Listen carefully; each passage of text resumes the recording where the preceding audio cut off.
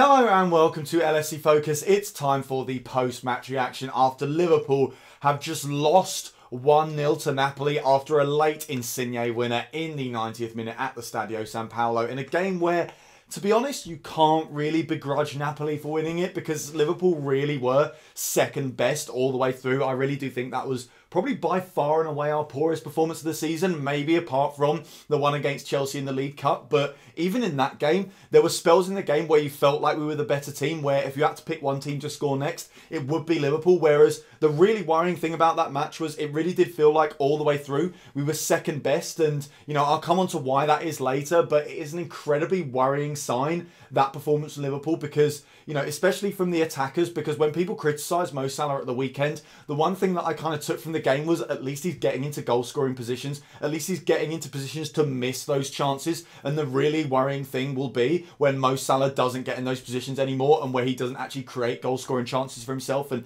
that is what happened today, not just to Mo Salah, but to pretty much every Liverpool player on the pitch. I think we did end up ending that second half with one shot all 45 minutes, whereas Napoli had something like about 10 or 11 during that second period in comparison. And that, you know, Liverpool do sometimes not have as much of the ball. Sometimes they don't have as many shots. You only have to look to the games we've had against Man City to realise that we don't have to dominate possession and everything to win games. And sometimes our best performances are when we exactly don't do that. But the issue with Liverpool today was we weren't doing what we do against Man City. We weren't pressing and counter-attacking, and it felt like we were sometimes trying to do it, but there really didn't seem a plan of how to go about it. It looked like the idea was to counter-press, to get the ball up the pitch quickly, and we did a lot of that in the opening stages of the game, and that essentially created one big problem for us. And the big problem during certainly that first half was the fact that we just could not keep the ball, and that's the reason why we never created any chances. And some of it was down to the fact we were just trying to attack very quickly, and you've got to give Napoli credit for the fact that I think they did defend incredibly well. You know, Koulibaly especially shackled Mohamed Salah very well. Must have shackled Firmino, because I mean we barely saw anything from him all game, and the right side of their defence dealt with Sadio Mane very well as well. But Liverpool did start to change their approach after that. They tried to do something possession based, especially after Jordan Henderson came on, and I think Henderson coming on was probably one of the few highlights of the game really, because he changed the game for a little bit. He changed the tempo and the way that we played, because a big problem during those early stages was just how weak our midfield was, not just in terms of physical strength, but also in terms of ability as well. You know, they weren't playing the right passes. They also weren't strong enough. They were allowing Napoli to just dominate the centre of the park, and it did feel once Henderson came on that he was going to give the side a bit of a kick up the backside. He was running onto the ball. He was chasing down potential lost causes. He was getting in Napoli's face, and it did feel like that should have been the springboard for the game to kick on from there, because before that it felt like a nailed-on 0-0. And, you know, to be honest, I think we probably would have taken that at half-time, because it didn't look like Liverpool were making any chances whatsoever. We didn't look like we had a hope in hell of scoring at any point during that game. But Henderson really should have been the catalyst for us to kick on, but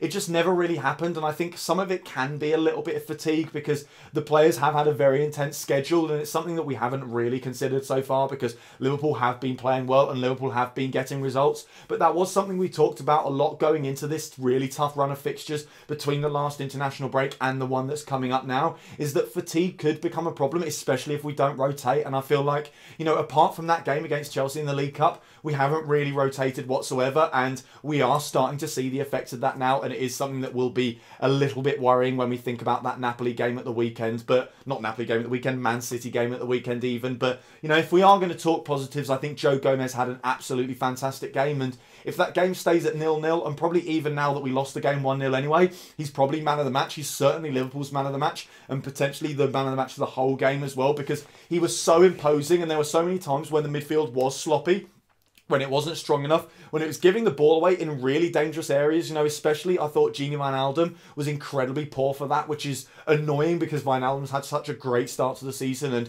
I don't think any of us saw that kind of performance coming from him. But the amount of times Van Dijk as well, but Gomez especially, bailed that midfield out and spared their blushes essentially, and made it look like, you know, we were never under too much pressure, whereas a lesser defender like even, you know, a Matip or a Dejan Lovren would have been under a huge amount of pressure there from the midfield midfield, and it could have potentially led to more Napoli goal scoring chances than I think we would have liked to have seen. So Joe Gomez, definitely the man of the match for Liverpool, and another game where he's probably usurped Virgil van Dijk, and I do think Van Dijk, you know, he's playing through the pain barrier, and you've got to take all that into consideration, and hopefully he gets a little bit of rest over the international break and he can sort that problem with his ribs out and come back a better player.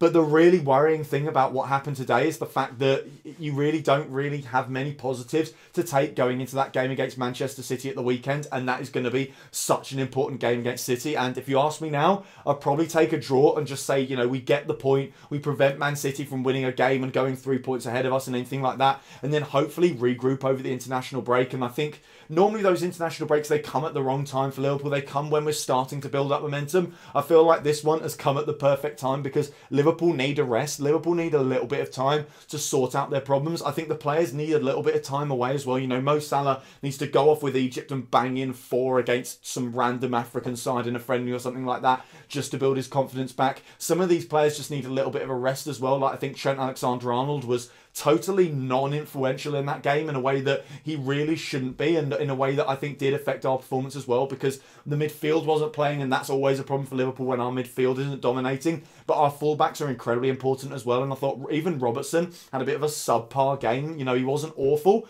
I think he had a little bit of a better game than Trent Alexander-Arnold, and he still does some good things defensively at various points, but attacking-wise, neither of them offered really anything at all, and you kind of expect that from an away game, you know, especially in Europe. We are going to have to accept that in these kind of games, our fullbacks are going to sit back a little bit more, and that might affect our performance, and it might stop us from getting the kind of levels of goals that we sometimes do expect from this Liverpool side. But I just think Trent Alexander-Arnold, even when he was getting forward, he wasn't really capable of offering anything. The crosses he was giving weren't great, and I don't think he had options either. I think the front three, again, didn't really have a good game. None of them really showed up for Liverpool today. And yeah, I mean, the only players that really come out with credit, I think Jordan Henderson for the way that he tried to change the game when he comes on. Alisson does make a fair few good saves, and then Virgil van Dijk and Joe Gomez, the defenders as well, just for, you know, keeping us in it for as long as they did, because really, you know, Napoli absolutely deserved to win that game and probably should have been out of sight with about 20 minutes to go. And